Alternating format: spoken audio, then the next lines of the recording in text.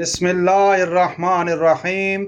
सुबहानल्लाहि व बिहम्दिही सुबहानल्लाहिल अज़ीम सल्लल्लाहु अलैहि व आलिहि वसल्लम।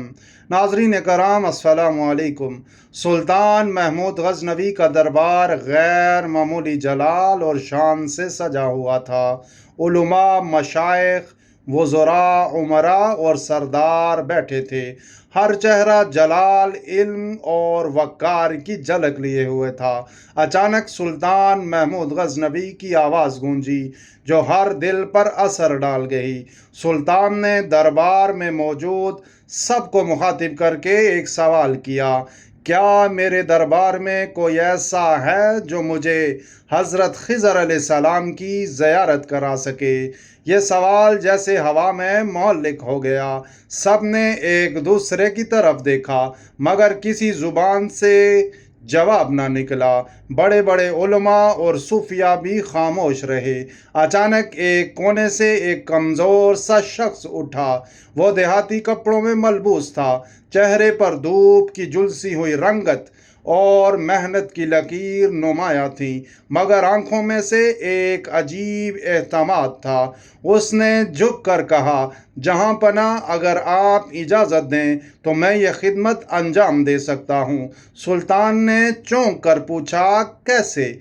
देहाती ने पुरयकीन लहजे में कहा, मुझे 6 माह दरिया के किनारे चिल्ला काटना होगा। उस दौरान मेरे घराने का खर्च आपके ज़िम्मे होगा, क्योंकि मैं गरीब हूँ और मेरे बच्चे फाका कशी के करीब हैं। सुल्तान ने लम्हा भर सोचा और हुक्म दिया, ठीक है, तुम्हें मौका दिया जाता है। तुम्हारा घराना शाही खजाने से पलता रहेगा। यूं देहाती रवाना हो गया। मौसम बदले, 6 माह गुजर गए, मगर देहाती की वापसी पर जब सुल्तान ने पूछा तो उसने कहा, जहां पना, कुछ अज़कार उलट हो गए, मज़ीद 6 माह दरकार हैं। सुल्तान ने उसे मोहलत दे दी। मज़ीद 6 माह गुजरने के बाद देहाती फिर हाजिर हुआ। इस बार उसके चेहरे पर निदामत थी। सुल्तान ने सीधे लहजे में पूछा, अब तो ज़ियारत का इंतज़ाम हो गया होगा? देहाती ने ज़मीन पर नज़रें गाड़ते हुए कहा, जहां पना, मैंने आगाज़ ही में आपसे झूठ कहा था। मैं ना कोई वली हूँ, ना मुझ में ये ताकत थी। मेरे बच्चे भूख से तड़प रहे थे। मैंने महज रोटी की खातिर ये बहाना बनाया। दरबार में सरगोशियाँ होने लगीं। सुल्तान ने वज़रा को हुक्म दिया कि हर कोई अपनी राय दे। पहला वजीर फौरन उठा। उसकी आंखों में सख्ती थी। जहां पना, ऐसे शख्स की सजा मौत है। इसकी गर्दन फौरन उड़ा दी जाए। यह सुनकर दरबार के एक गोशे में बैठे नूरानी चेहरे वाले बुजुर्ग मुस्कुराए और कहा, बादशाह सलामत, ये वजीर दुरुस्त कह रहा है।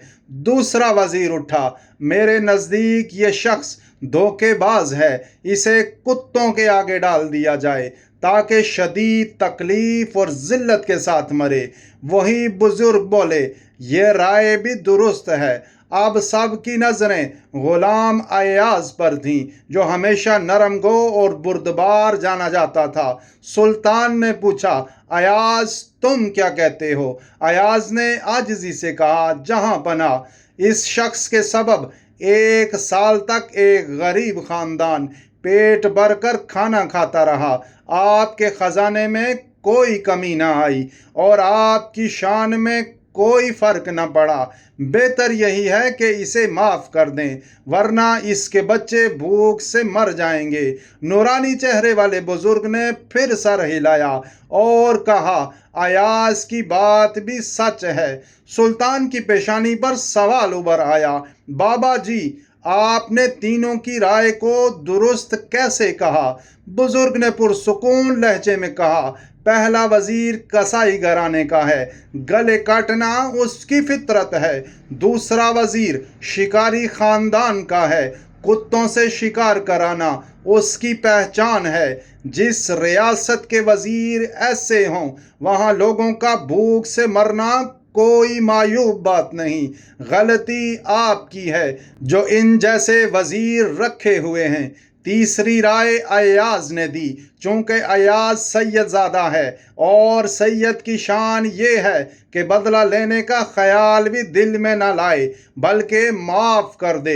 یہ سنتے ہی سلطان نے ایاز کو حیرت سے پوچھا، ایاز تم نے کبھی بتایا نہیں کہ تم سید ہو؟ ایاز نے سر جھکا کر کہا، جہاں پناہ یہ بات میں نے کبھی ظاہر نہیں کی، لیکن آج یہ بزرگ میرا راز کھول چکے ہیں، اور یہ بزرگ کوئی عام شخص نہیں بلکہ یہی حضرت خضر علیہ السلام ہیں۔ یہ سنتے ہی دربار میں خاموشی چھا گئی، ہر آنکھ جھک گئی، ہر دل عقیدت سے بھر گیا، اور یہ لمحہ تاریخ میں ہمیشہ کے لیے ثبت ہو گیا۔ اللہ کریم آپ سب کو برکت اور عافیت عطا فرمائے، آمین یا رب العالمین۔ جزاک اللہ خیر۔